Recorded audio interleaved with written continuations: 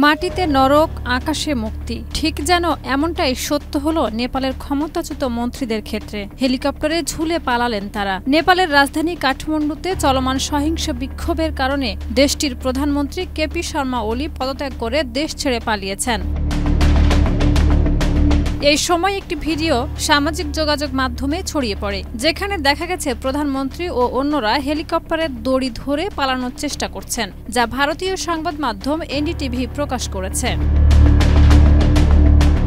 10 September ভিডিওতে দেখা যায় নেপালের কিছু মন্ত্রী এবং তাদের পরিবারের সদস্যরা একটি সেনা হেলিকপ্টার থেকে ঝুলন্ত রেস্কিউ স্লিং ধরে রয়েছে। এনডিটিভির প্রতিবেদনে বলা হয়েছে, নেপালে পরিস্থিতি নিয়ন্ত্রণে আনতে সেনাবাহিনী মোতায়েন করা হয়েছে। সেনারা রাজধানী শহর পাহারা দিচ্ছে এবং সহিংসতা ও বিশৃঙ্খলা রোধের জন্য সবাইকে বাড়িতে থাকার নির্দেশ দিয়েছে। অন্যদিকে ব্রিটিশ সংবাদ মাধ্যম বিবিসি জানিয়েছে, বিক্ষোভে নেতৃত্ব দানকারী জেনজি গোষ্ঠীগুলো ধ্বংসযজ্ঞ থেকে নিজেদের সরিয়ে নিয়েছে। তারা দাবি করছে এই আন্দোলনটি সুবিধাবাদী বাহিনীর দখলে চলে গেছে।